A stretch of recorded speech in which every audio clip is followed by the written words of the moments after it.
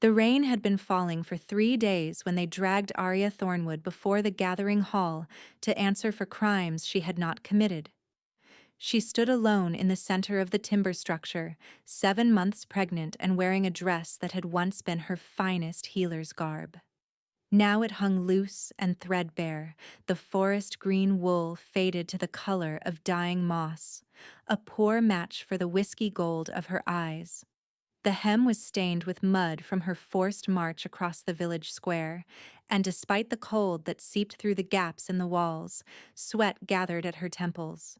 Around her, seated on rough-hewn benches arranged in a cruel half-circle, the entire Thornwood pack watched with eyes that held no mercy. Elder Corwin Blackthorn presided from his carved chair on the raised platform, his iron-gray hair swept back from a face lined with false righteousness. The torchlight caught the silver threads in his robes, the mark of his office, and cast dancing shadows across features that might have been kind once, but had long since hardened into something calculating. When he spoke, his voice carried the weight of 22 years of leadership, each word designed to condemn. Arya Thornwood, you have been brought before this assembly to answer charges of bringing supernatural affliction upon your pack. He unrolled a parchment with theatrical slowness, allowing the crackling sound to fill the expectant silence. Since your pregnancy became known, our crops have withered in the fields. The river runs low where it once flowed strong. Our hunters return empty-handed where game was once plentiful. These afflictions began with your condition and worsen as your belly grows. Arya's hands trembled where they rested against her stomach, feeling the baby shift inside her with oblivious peace. But her voice remained steady when she spoke, drawing on reserves of strength she had not known she possessed. Coincidence is not evidence, Elder. The timing proves nothing. A murmur rippled through the crowd, sharp with surprise and hostility. She should not have spoken. Accused curse-bearers were meant to weep and beg, to accept their guilt and plead for merciful death. They were not meant to challenge their accusers with logic, to look their elders in the eye and demand proof. The signs are clear to any who have eyes to see. Corwin produced a bundle wrapped in black cloth and unwrapped it with the solemnity of a priest revealing a holy relic. The dead raven within was half-rotted, its feathers matted and dull, its empty eye sockets seeming to stare at Arya with accusation. This death omen was found beside your cottage 3 days past. The goddess herself marks you as bringer of darkness. Someone had placed that bird there. Arya knew it with sudden, terrible certainty, the knowledge settling into her bones like ice. She had walked past her cottage entrance a dozen times that morning and seen nothing. The raven had appeared between her departure and her arrest, planted by hands that wanted her condemned. But she had no proof, only the desperate knowledge of her own innocence and the growing suspicion that this persecution served purposes she did not yet understand. The testimonies began, each one a fresh wound. A woman named Helga stepped forward first, the mother of twin daughters Arya had nursed through fever not 3 winters past. My children have taken ill again since she touched them. The sickness she supposedly cured has returned threefold. I gave them fever-reducing tinctures, Arya said, her voice cutting through Helga's testimony. The same remedy I have used for 20 years. If they are sick again, it is because fever returns, not because my treatments were cursed. But Helga would not meet her eyes, and the crowd's muttering grew louder. More witnesses followed. Women she had helped through difficult births swore their children had grown sickly under her curse. Farmers claimed their livestock had sickened after she walked past their fields. Even the village smith, a man whose burned hand she had treated with salves and patience, testified that his forge had run cold since she had touched his skin.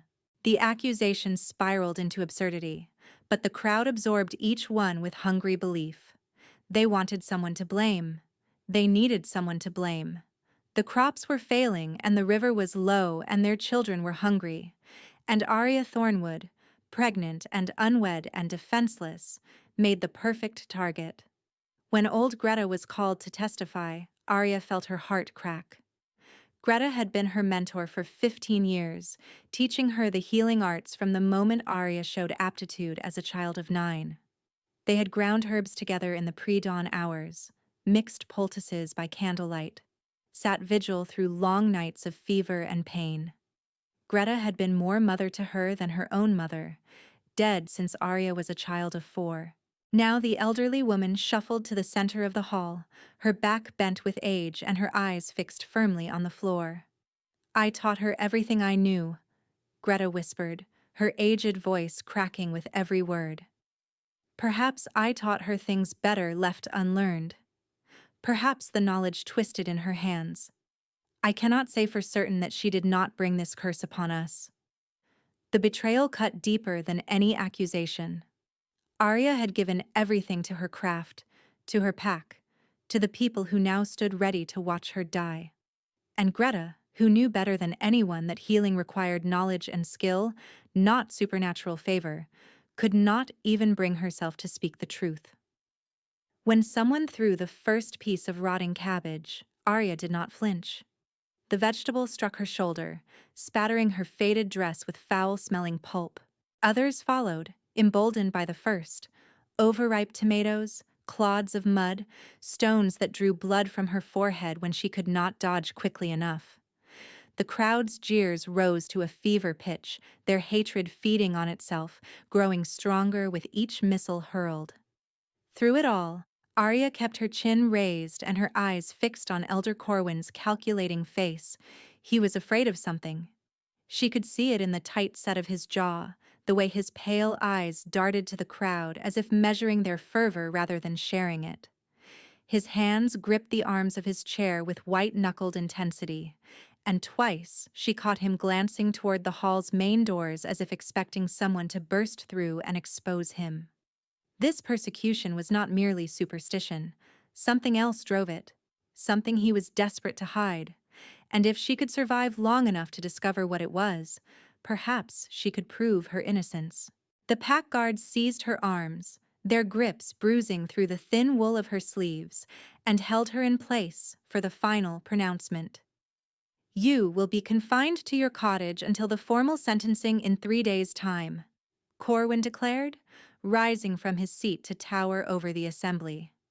His voice rang with theatrical authority, but Arya heard the relief beneath it, the satisfaction of a man whose scheme was proceeding according to plan. "May the goddess show you the mercy this pack cannot." They released her outside the gathering hall, leaving her to stumble through the rain-soaked village while her former neighbors watched from doorways and windows. Children she had treated for coughs and fevers pointed at her and laughed. Women she had helped bring babies into the world turned away as if the sight of her might contaminate them. Men who had once respected her skills now spat at her shadow. No one offered shelter or comfort. No one even met her eyes. Her cottage stood at the village's edge, a small structure of timber and thatch that had once been cozy with herbs drying from the rafters and a fire always burning in the hearth. She had filled it with remedies and research, with the accumulated knowledge of 15 years of healing practice. Now it stood cold and violated, stripped of anything valuable by neighbors who had decided she would not need her possessions where she was going. They had taken her herb stores, her journals, her carefully preserved specimens, years of work, stolen by people who claimed her touch brought curses. Arya closed the door behind her and stood in the darkness, one hand pressed to her belly where the baby kicked with stubborn life. "I will not let them kill you," she whispered into the empty room. "I will find the truth, and I will survive." The candle she lit provided little warmth, but its flame was enough to illuminate the floorboard she had loosened weeks ago, when she first began to suspect that her persecution served someone's hidden purpose. Beneath it lay her hidden notes, pages covered in careful observations she had been gathering since the accusations first began. She spread them across the bare floor and studied the patterns she had mapped, by moonlight and stolen moments. Every blighted field lay east of the main road. Every tainted well drew from water that flowed downstream from a single source in the hills above the village. The hunting grounds where game had vanished bordered the eastern fields, while western territories remained strangely unaffected. The pattern was too precise to be supernatural, too targeted to be coincidence. This was not a curse spreading from her pregnant body. This was poison, deliberate and precisely applied, and it had begun months before her pregnancy became known. Arya's mentor had taught her about plants that could make soil appear cursed, herbs so toxic that even small amounts would taint water and kill crops for seasons. Most villages would never recognize the symptoms, attributing the damage to bad luck or supernatural interference. But a trained healer would know. A trained healer could prove the truth. Such plants grew in only a few places within Pack territory, rare enough that their cultivation would require deliberate effort. Someone had been growing poison in the eastern hills, contaminating the source stream, and letting the Pack blame an innocent woman rather than investigate the real cause. Arya knew exactly where to look, but she was confined, watched. The guard outside her door coughed in the rain, a constant reminder that evidence gathering would have to wait for opportunity. 3 days, she thought. 3 days to find proof. Or 3 days until they killed her for someone else's crimes. She hid her notes again and lay down on her bare pallet, one hand over her belly, and waited for morning. The royal procession arrived on the 3rd day, just as the Pack gathered for the formal sentencing. Arya heard the commotion from inside the gathering hall, where she stood once again before Elder Corwin's platform, her wrists bound with rough rope that chafed against her skin. The crowd's hostile murmuring shifted to confused alarm, and then the doors burst open to admit cold air, pale sunlight, and the most powerful man in the 7 kingdoms. Alpha King Theodore Ashford entered surrounded by warriors in the deep blue of the Eastern Dominion, his silver wolf banner snapping in the wind that followed him through the doorway. He was tall and broad, with dark hair touched by early gray at the temples, and storm gray eyes that swept the hall with immediate assessment. Everything about him radiated controlled power, from the set of his shoulders to the deliberate economy of his movements. Behind him came an elderly man in scholar's robes, white hair swept back from a face lined with decades of diplomatic service. Lord Aldous Crane, advisor to 3 Alpha Kings, whose whispered counsel had shaped the politics of the 7 kingdoms. I received reports of persecution in my territories, Theodore said, his voice carrying without effort to every corner of the hall. A pregnant woman accused of supernatural crimes, sentenced without proper evidence or royal oversight. I have come to witness this trial myself. Elder Corwin rose from his seat, his face carefully composed into welcoming deference even as his hands betrayed a slight tremor. Your Majesty honors us with this unexpected visit. The matter is simple. A curse-bearer who threatens Pack survival. The evidence is overwhelming. Theodore's gaze moved past the elder and settled on Arya. Something struck her like lightning.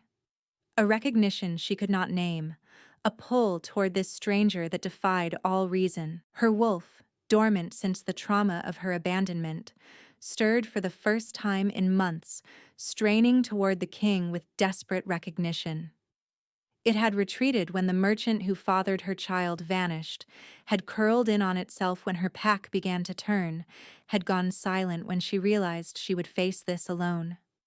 Now it woke, drawn by something it recognized even when she could not. Her skin tingled where his gaze touched it, and heat spread through her chest despite the chill of the hall. His eyes flashed amber, wolf rising to the surface, and she watched him fight for composure. His jaw tightened. His breathing changed. For one electric moment they stared at each other across the crowded hall, bound by something neither of them understood.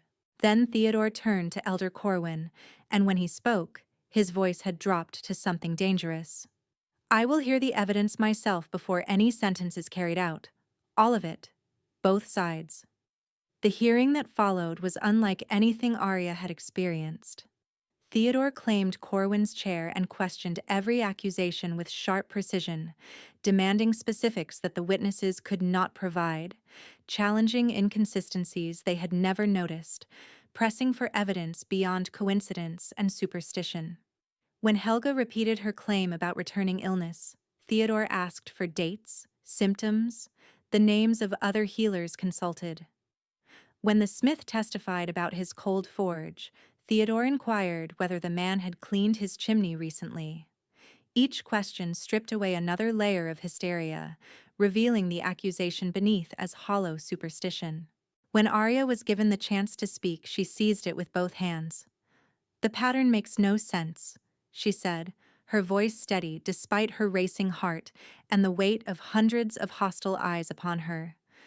"If my pregnancy were truly cursing the pack, the effects would spread outward from my cottage in all directions. Instead, only the eastern fields are affected. Only downstream water is tainted. The hunting grounds along the western border remain full of game, while eastern territories lie barren. This is not supernatural affliction. This is deliberate harm, and someone is using me as a convenient explanation." Murmurs rippled through the crowd, uncertainty replacing hostility for the first time. Theodore's eyes never left her face, and in their storm-gray depths, she saw something that might have been approval. "You have evidence of this claim?" "I have observations and theory." Arya lifted her bound wrists.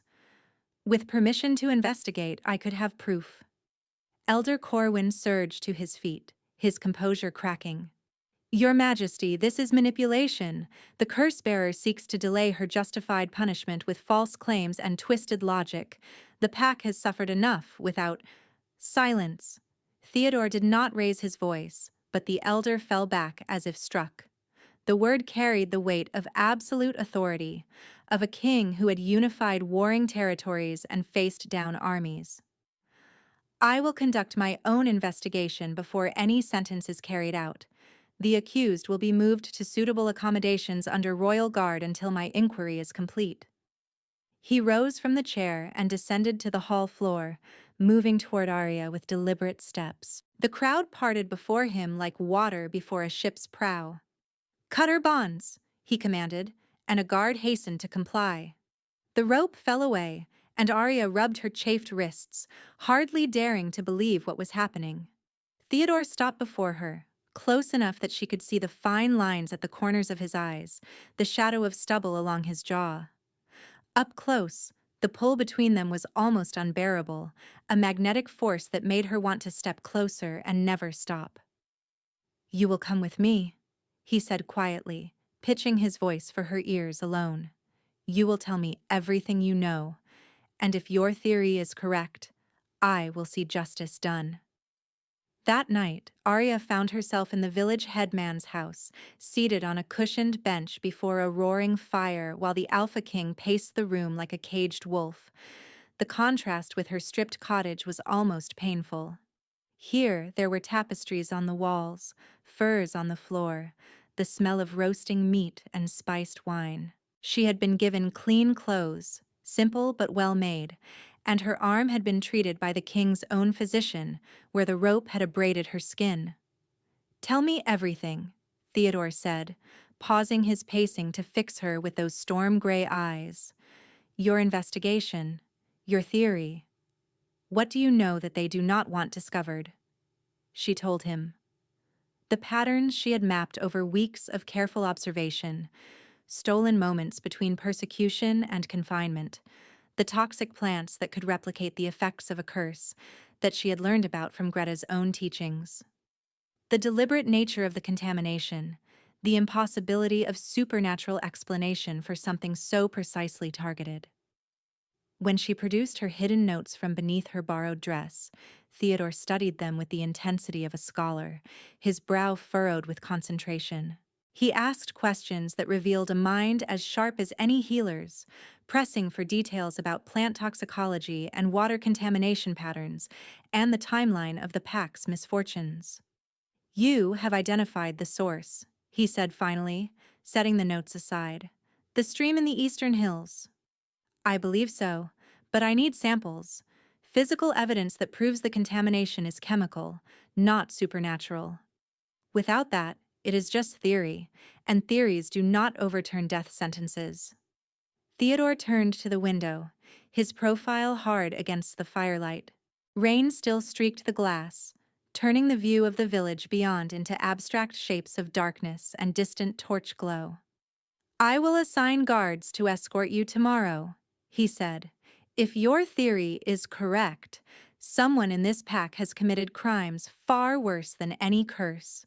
Someone has poisoned their own lands, caused their own people to suffer, and blamed an innocent woman to hide their guilt. Why? The question escaped before she could stop it. Why would the Alpha King trouble himself with one pregnant woman in a vassal pack? You have territories to manage, wars to prevent, political alliances to maintain. What am I to you? He turned to face her, and in the amber depths of his eyes, she saw something that stole her breath. I do not know yet, he said quietly, but I intend to find out. Marcus found her at the source stream the next morning, his warrior's bulk incongruous among the delicate vegetation that clung to the hillside.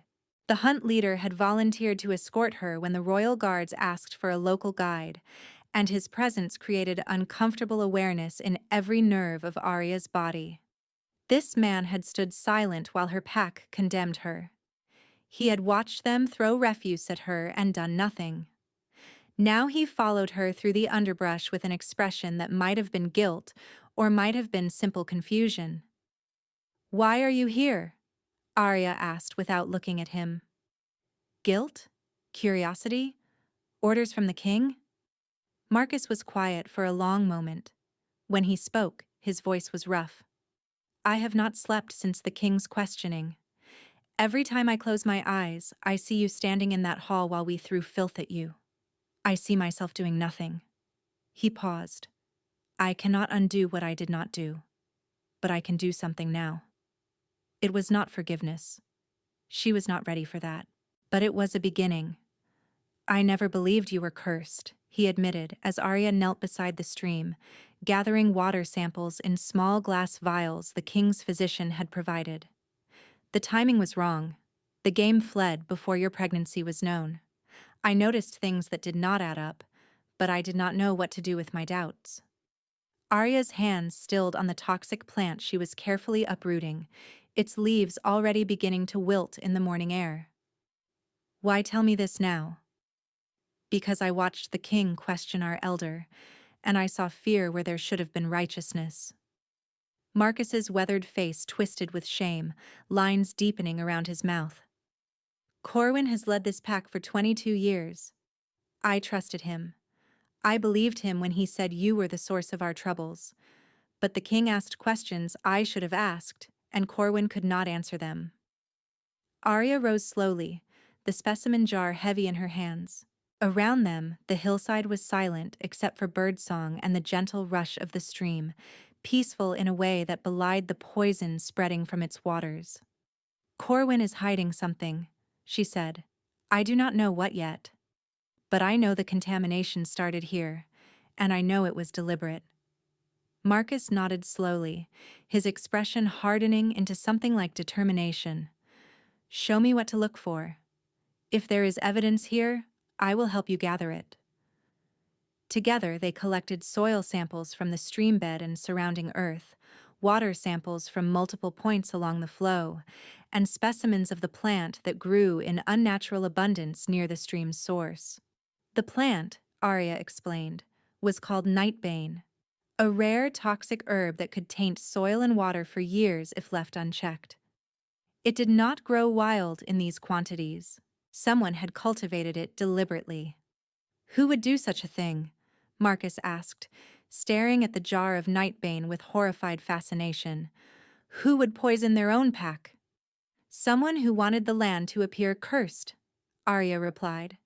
Someone who needed to explain why the eastern territories were failing while the west remained fertile. She did not yet know why, but she was beginning to suspect. On the return journey, they spotted someone fleeing through the trees, too far to identify, but clearly having watched them gather evidence. Marcus lunged after the figure, but the spy was faster, disappearing into the underbrush before the hunt leader could close the distance. Someone knows, Arya said, her heart pounding. Someone knows what we found. Marcus's face was grim. Then we need to get back to the king. Now. The root cellar beneath the headman's house became Arya's laboratory. Theodore watched from the doorway, too large for the cramped space but unwilling to leave, as she demonstrated the effects of the toxic plant on healthy soil samples. See how the growth withers? She pointed to the small patch of earth she had treated with diluted nightbane extract. Within hours, it shows the same signs as the cursed fields. The roots blacken, the leaves curl. Even the worms that live in the soil die and rot. Theodore descended the narrow stairs to stand beside her, close enough that his shoulder nearly touched hers. The proximity made her skin tingle with awareness, but she forced herself to focus on the evidence laid out before them. "And the water?" he asked. She held up a vial of stream water. "This contains the same compound. Everything downstream is tainted from a single source. If we follow the contamination pattern, we can trace it directly to the eastern hills where we gathered these samples." "Deliberate sabotage," Theodore said. His voice was controlled, but his eyes had gone amber, wolf close to the surface with barely contained fury. "Someone in this pack has been poisoning their own lands for months, perhaps years." Lord Aldous descended the stairs with papers in his hands and news that completed the picture. "Elder Corwin has been selling pack assets for 3 years," the elderly advisor reported, his soft voice carrying grim satisfaction. "I found contracts hidden in his private office, grazing rights to sacred land in the Eastern Territories, sold to a rival pack for gold. The contract required the land to appear worthless and abandoned before transfer. He created the illusion of a curse to justify the sale." Theodore's hands clenched into fists at his sides, knuckles whitening. And when the damage spread beyond his control, he needed someone to blame. The pregnant healer's apprentice was perfect. Aldous continued. Vulnerable, already marked by the shame of an unwed pregnancy. He channeled the pack's fear and anger toward her, knowing they would never look deeper as long as they had a scapegoat to punish. Arya felt the knowledge settle into her bones like ice. She had nearly died, and her daughter with her, so that a corrupt elder could hide his gambling debts and secret dealings. "How much gold?" she asked, her voice barely above a whisper. "Enough to pay off debts he accumulated over 2 decades of reckless wagering," Aldous replied. "The rival pack was willing to pay premium prices for grazing rights because they knew the poisoning was temporary. Nightbane is potent but short-lived. Within 2 years of removal, the land recovers completely. They were buying fertile territory at cursed land prices, willing to wait for nature to heal what Corwin had broken. A patient investment with guaranteed returns, as long as the Thornwood pack never discovered the sale." Theodore turned to face Arya, and she saw the fury blazing in his amber eyes, tempered by something softer when he looked at her. "We have proof now," he said. "Tomorrow, we expose his crimes before the entire pack." The attack came that night. Arya had stepped outside for air, her thoughts churning with everything she had learned when the shadows separated from the darkness behind her. She caught the gleam of a knife in the moonlight, registered the presence a heartbeat before the blade descended. Her wolf, newly awakened, still learning to speak to her, screamed a warning that bypassed thought entirely. She stumbled sideways, graceless and desperate, her pregnant body moving on instinct rather than skill. The knife meant for her belly caught her arm instead, cutting deep into flesh. She screamed, stumbling against the cottage wall, blood hot and wet on her skin as her attacker pressed forward for another strike. Theodore burst from the headman's house like a thunderclap. His wolf was fully ascendant, amber eyes blazing in the darkness, and he moved with speed that defied his human form. He caught the attacker's wrist and twisted, bones cracking with a sound that made Arya's stomach lurch, the knife clattering to the muddy ground. The young man beneath Theodore's fury cried out in pain and collapsed, no match for an Alpha King's strength. "Hold!" Theodore commanded, and guards swarmed forward to secure the would-be assassin. Then he was beside Arya, his large hands impossibly gentle as he examined her wound, his voice rough with barely contained rage. "You are bleeding. Arya, look at me. How badly are you hurt?" "The arm!" she gasped, pressing her uninjured hand against the wound to slow the blood flow. "Only the arm. The baby is fine. Theodore, I am fine." He gathered her against his chest, heedless of the blood soaking through his fine clothing, and she heard his wolf howling beneath the surface, desperate with protective fury. For one moment she let herself lean into his strength, let herself believe she was safe. "I have you," he said against her hair, his arms wrapped around her like he would never let go. "No one will touch you again." The formal trial the next morning was not a trial at all. It was a reckoning. Theodore sat in judgment while the entire pack watched their certainties crumble.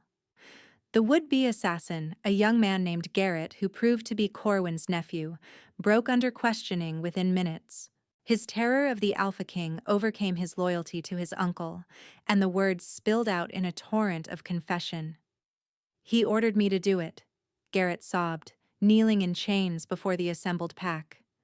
"He said the woman had found too much, that she would expose everything. He said if she died before she could testify, no one would believe her notes. He said we were protecting the pack." "From what?"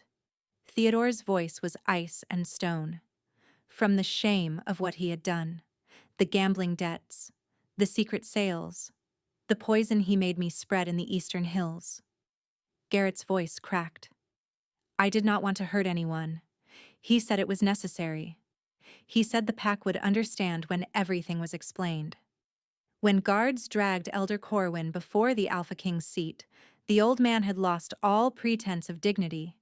He wept and pleaded, claimed desperation, claimed he never meant for anyone to die, claimed he was protecting the pack from the shame of his exposure. Theodore silenced him with a look that promised no mercy. "You poisoned your own lands. You let your packmates sicken and starve. And when the evidence of your crimes began to show, you found an innocent woman to blame, knowing your people's fear would do the rest." His voice carried to every corner of the hall, cold and absolute. "You would have killed her and her unborn child to hide your theft." The pack listened in stunned silence as their leader's corruption was laid bare.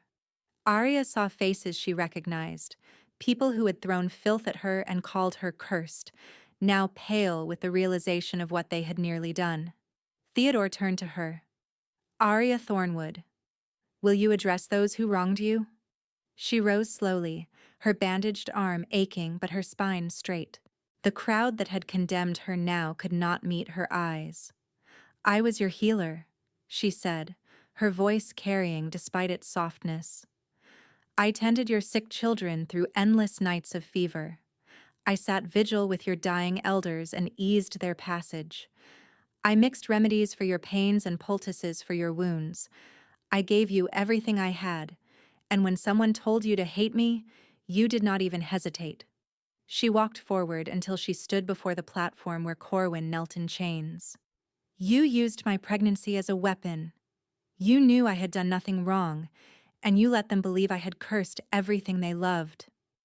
She looked down at the man who had nearly destroyed her, at his tear-streaked face and trembling hands. "I do not hate you. Hatred would mean you still had power over me. But I will never forget what you did, and I will make certain no one else does either." She turned to face Marcus, who stood among the warriors with shame written across his weathered features. "You doubted when no one else would. You helped me gather the evidence that saved my life, and my daughter's." She reached out and clasped his arm. "Thank you." Her gaze found Greta in the crowd, the elderly woman who had been more mother to her than her own. Greta's face was wet with tears, her hands clasped before her as if in prayer, her lips moving in words Arya could not hear. Perhaps she was begging forgiveness. Perhaps she was merely relieved that the woman she had betrayed would live. Arya held her gaze for a long moment. Then she looked away without speaking. Some wounds required more than tears to heal. Some betrayals could not be undone with silent prayers. She returned to her place beside the Alpha King, and she did not look back at the pack that had rejected her. Theodore's judgment was swift and absolute. Death for Corwin. Execution at dawn for crimes against his own pack. Imprisonment for Garrett, his youth and coerced obedience earning him mercy the elder would not receive. The contracts with the rival pack were voided, the gold returned, the sacred lands reclaimed. And for Arya herself, a choice. "You may remain here among your people if you wish," Theodore said, though his voice made clear what he hoped she would choose. "Or you may accompany me to the Eastern Dominion, where your skills will be valued and your safety guaranteed." Arya looked at the faces of her former packmates, at the village that had been her home, at the cottage where she had nearly died. Then she looked at Theodore, at the storm-gray eyes that held something fierce and tender and barely contained. "I will come with you," she said. The journey to the Eastern Dominion took 3 days through autumn forests, painted in shades of gold and crimson. Arya rode in a covered carriage, comfortable despite the road's roughness, while Theodore often rode alongside on a massive black stallion that seemed as eager as its master to keep her within sight. On the second night, he joined her by the campfire while Lord Aldous and the guards settled into their duties. The flames cast dancing shadows across his features, softening the severity of his jaw and illuminating the warmth in his eyes. "There is something between us," he said without preamble. "You feel it? I know you do." Arya's hand stilled on the cup of tea she had been warming, the ceramic hot against her palms. "I feel something. I do not understand what it is. Among our kind, it is called recognition. The wolf knows its partner before the human mind can process what it means." Theodore's voice was rough, as if the words cost him something to speak. "My wolf has been restless for years, rejecting every potential alliance the council presented. When I saw you standing in that hall, defiant and brilliant and refusing to break, I understood why.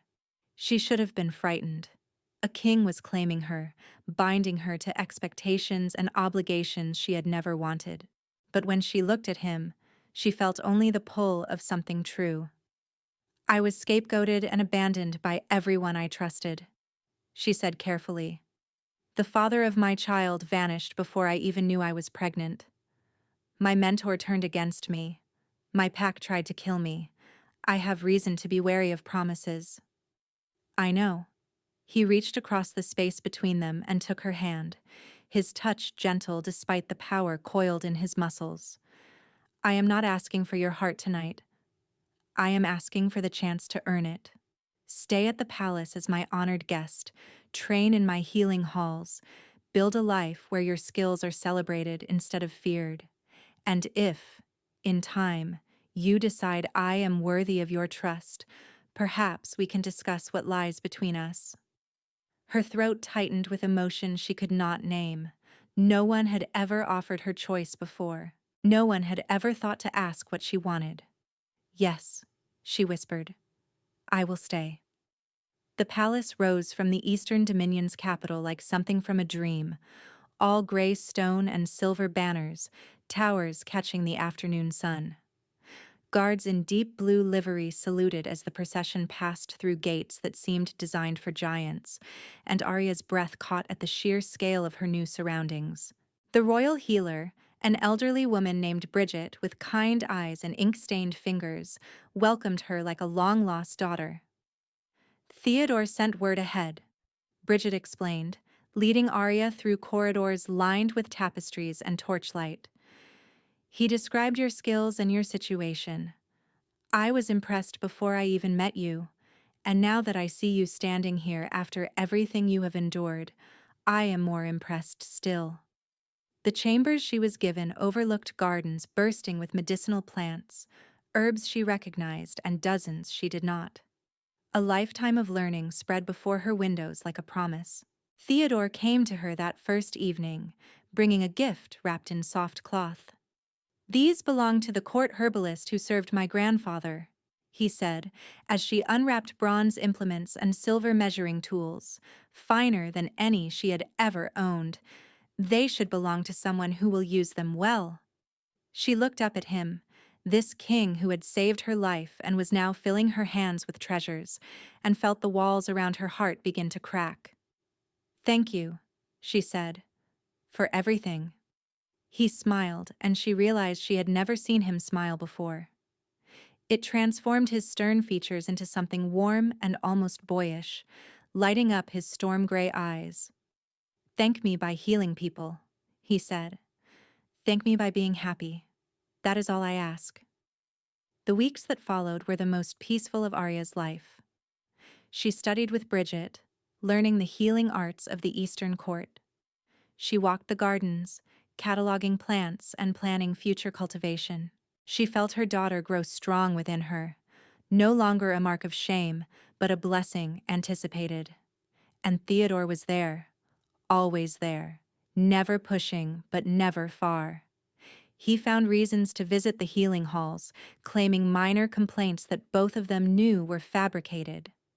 He asked her opinion on matters of herbal medicine during council meetings, deferring to her expertise in ways that made the nobles murmur with surprise. He brought her books from the royal library and listened when she explained what she had learned, asking questions that revealed genuine interest rather than mere politeness. The night everything changed came 1 month after her arrival, when she could not sleep and wandered to the gardens beneath the autumn moon. Theodore found her there, as if drawn by the same restlessness. "I have been trying to be patient," he said, his voice rough in the moonlight, "to give you time to trust me. But I find myself thinking of you constantly, worrying when you are out of sight, wanting things I have no right to want." Arya turned to face him. The baby was heavy now, due within weeks, and she should have felt ungainly and exhausted. Instead, she felt alive in ways she had not known were possible. "What things?" she asked. "Everything." He stepped closer, close enough that she could feel the heat of his body against the autumn chill. "I want to hold you and know you are safe. I want to wake beside you and watch you sleep. I want to raise your daughter as if she were my own and give you other children if you desire them. I want to spend the rest of my life earning the right to call you my own." Her heart was pounding so hard she was certain he could hear it. "Theodore, I know it is too soon by any reasonable measure. Weeks instead of months. Trust built from crisis instead of slow accumulation." He reached up, his hand hovering beside her face as if afraid to touch. "But I have watched you face down a mob that wanted you dead. I have seen you turn your persecution into evidence, and your evidence into justice. I know more about your courage and your character from these weeks than I have learned about anyone in years of courtship, so I am asking if there is a chance, any chance at all. Because if there is, I will wait as long as it takes for you to believe what I already know." She had spent her entire life being rejected, abandoned by a father she never knew, dismissed by the merchant who left her pregnant, betrayed by the pack that should have protected her. And here was a king, standing in the moonlight, asking only for hope. Arya placed her hand over his heart and felt it racing beneath her palm. "Yes," she said. "There is a chance." His breath caught. His eyes searched her face as if afraid to believe what he was hearing. And when she leaned up toward him, he met her halfway with a kiss that was everything she had been too afraid to want. Gentle, reverent, a promise rather than a demand. When they finally parted, his forehead resting against hers, she felt tears on her cheeks and did not know which of them had wept. "My Arya," he breathed, You stood before your entire pack and demanded evidence when they wanted blood. You mapped poison patterns while waiting for your own execution. You turned your persecution into proof, and your proof into justice. His voice was rough with wonder. I have commanded armies and negotiated treaties and faced down councils of hostile lords. I have never met anyone braver than you. She laughed, the sound strange and wonderful after so many months of sorrow. I was terrified every moment. That is what makes it brave. He cupped her face in his hands, his thumbs tracing her cheekbones with infinite care. And I will spend the rest of my life making sure you never have to be that brave alone again. Their daughter was born 2 weeks later in chambers warmed by fires and attended by the finest healers in the Eastern Dominion. Theodore held Arya's hand through every contraction, his face pale with worry, his voice a constant murmur of encouragement. He did not leave her side for a moment, not when the hours stretched long, not when her screams echoed through the chamber, not when Bridget warned that the birth was proving difficult. When the baby's first cry filled the room, he wept openly, making no attempt to hide the tears that streaked his face. "She has your eyes," he said, as Arya cradled the infant against her chest, exhausted but radiant with joy. "Whiskey gold. Beautiful." "She has my stubbornness," Arya replied, smiling despite her exhaustion. "She made me work for every moment." Theodore hesitated, uncertainty flickering across his features. "I know I am not her true father. But if you would permit me, I would raise her as my own, love her as my own, give her my name and my protection for as long as I draw breath." Arya reached out and took his hand, pressing it against the baby's downy head. "Her name is Elena," she said. "Elena Ashford, Princess of the Eastern Dominion, if you will have us." His answer was another kiss, and then he was gathering them both into his arms, holding them against his chest with fierce, trembling tenderness. The pack that had blamed Arya for everything sent gifts when they learned of her elevation. Fine furs and rare herbs and humble letters begging forgiveness. She accepted the gifts with grace and returned the letters unanswered.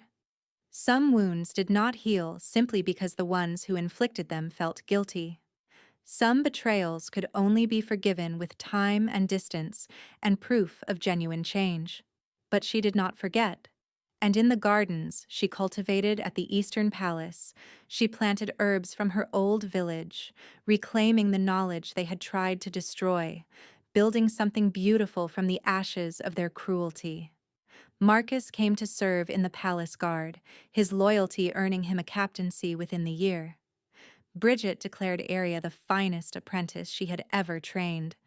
Lord Aldous noted in his private journals that he had never seen Theodore so content, and on a spring morning 1 year after her arrival, Arya Thornwood became Arya Ashford, Queen of the Eastern Dominion, standing beside a king who had seen her worth when her own people were blind.